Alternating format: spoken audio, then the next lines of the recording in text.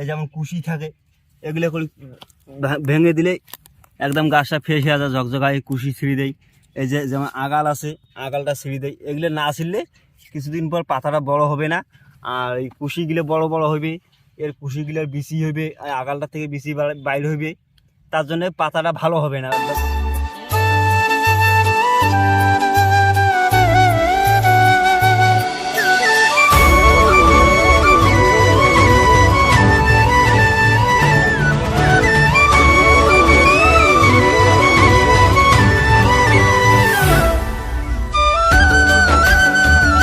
Hello' বন্ধু বান্ধৱীসকল, আপোনালোকক সকলোকে স্বাগতম জনাওঁ মোৰ নতুন আন এখন ভিডিঅ'লৈ।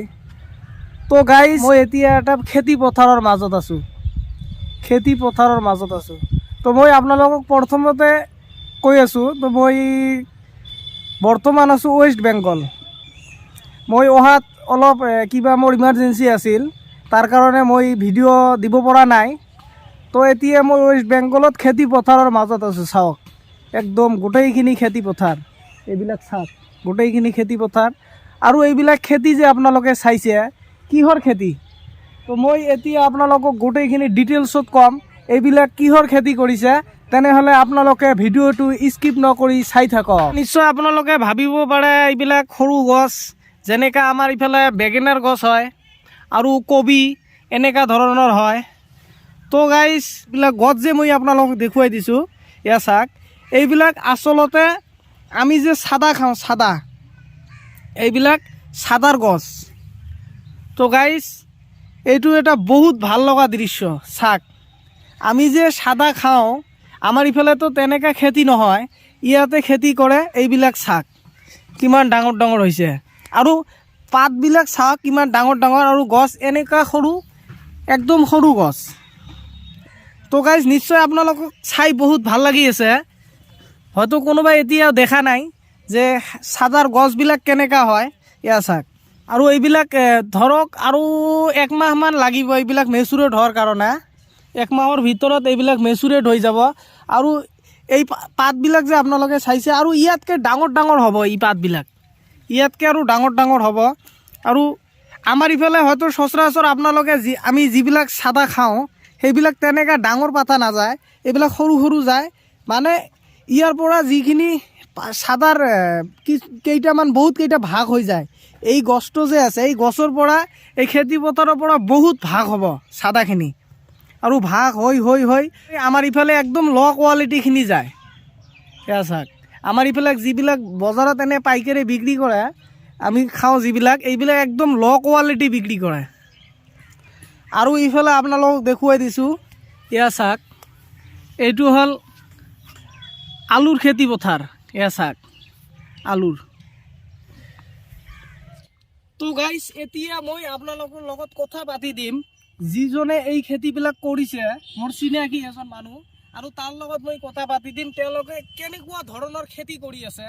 তো তেনেহ'লে আপোনালোকে ভিডিঅ'টো স্কিপ নকৰি চাই থাকক। এতিয়া মই সেই মানুহজনৰ লগত মই আপোনালোকক কথা পাতি দিম। আৰু মানুহজনে আমাৰ অসমীয়া ক'ব নোৱাৰে, আপোনালোকেতো জানে ৱেষ্ট বেংগলত অসমীয়া নচলে। এওঁ মানে আমাৰ ধৰক আমাৰ ইফালে বাংলা ভাষা তেনেকৈ নচলে, আমাৰ ঘৰুৱা ভাষা যেনেকুৱা তেনেকৈ ভাষা চলে। তো আপোনালোকে চাই থাকক। তো গাইজ, এতিয়া মই আপোনালোকক দেখুৱাম এইবিলাক চাদাৰ খেতি যে কৰিছে, আৰু চাদাৰ খেতিবিলাক চাওক, ইফালে মানুহ চাওক খেতি পথাৰত কাম কৰি আছে, চাওক ইফালে। আৰু মই নিচত আপোনালোকক দেখুৱাই দিছোঁ, এয়া চাওক পাতা ছিঙি ছিঙি পেলাই দিছে। চাওক, এইবিলাক পাতা কিহৰ কাৰণে ছিঙি ছিঙি পেলাই দিছে, আৰু এইবিলাক ভাল পাত কেনেকৈ ছিঙি ছিঙি পেলাই দিছে, কিহৰ কাৰণে, মই এতিয়া আপোনালোকক ডিটেইলছত মই আপোনালোকক দেখুৱাম, আৰু সেই গৰাকীৰ লগত মই আপোনালোকক কথা পাতিম। তো আপোনালোকে ভিডিঅ'টো স্কিপ নকৰি চাই থাকক। এগুলো পাত যে মানে ছিঁড়বে লাগছে কিসের জন্য?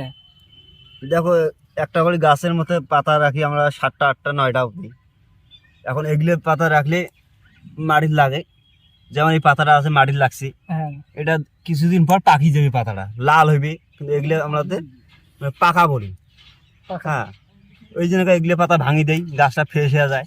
এই যেমন কুশি থাকে, এগুলো করে ভেঙে দিলে একদম গাছটা ফ্রেশ হয়ে যায়, ঝকঝকায় কুশি ছিঁড়ে দেয়।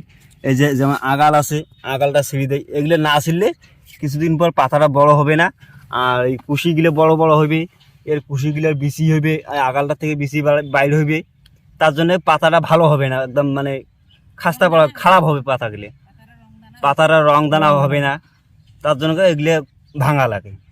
এই যেমন পাতাটা মাটিতে লাগিয়ে আছে, এটা কিন্তু পাখি যাবে, এই পাতাগুলো করে পাখি যাবে, এগুলো করে ভাঙিয়ে দিলে একদম গাছটা ফ্রেশ হয়ে যায়। এই যে ফ্রেশ হয়ে গেল, হ্যাঁ এখন এখন 2-3 বার মকরণ এর কুশিগুলো যে আছে এই কুশিগুলো ভাঙিয়ে দেওয়া লাগবে, তাহলে পাতা যত দিন যাইবে অত বড় বড় হইবে, রং হবে, দানা হবে পাতাগুলো, এতটুকুই।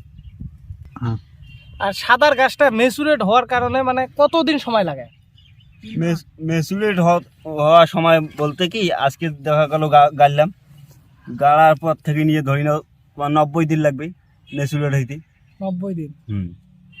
90 দিন হলে একদম পুরেট হয়ে যাবে আর কি। তো গাইস ভিডিওটো চাই কিনে আপোনালোক কেনেকুৱা লাগিল? তো ইফালে আহিলে এটা বস্তু ভাল লাগে, এইটো যে ইফালে মানুহে কেতিয়াও বহি নাথাকে, আৰু এইফালে মাটি খেতি যিবিলাক খেতি পথাৰ আছে সেইবিলাক সকলোখিনি কিবা নাতে কিবা এটা কৰি থাকে এওঁলোকে, এইটো চাই বহুত ভাল লাগে। খেতি পথাৰৰ মাজত কিবা ৰাস্তা থাকে, সেইখিনি ৰাস্তাৰে যদি আপোনালোকে ইয়াতে আহে বহুত ধুনীয়া লাগে। কাৰণটো হ'ল মাটি একদম গোটেইখিনি খেতি পথাৰ কিবা নাতে খেতি কৰিছে তামাক, নহ'লে আপোনালোকে আলু খেতি চাব, নহ'লে ধানটো বৰ্তমান নাই আৰু বেলেগ ধৰণৰ বহুত খেতি কৰে। তো গাইজ এইটো ইয়াৰ মানে কালচাৰখিনি বহুত ধুনীয়া লাগে। তো গাইজ ভিডিওটো চাই কিনে আপোনালোকক কেনেকুৱা লাগিল? যদি ভাল লাগে তেনেহ'লে লাইক কমেণ্ট শ্বেয়াৰ কৰিব, আৰু যদি মোৰ চেনেলত নতুন হয় তেনেহ'লে চেনেলটো ছাবস্ক্ৰাইব কৰি বেল আইকন বটনটো ক্লিক কৰি দিব, যাতে আগলৈ আপোনালোকৰ কাৰণে ভাল ভিডিঅ' বনাব পাৰোঁ।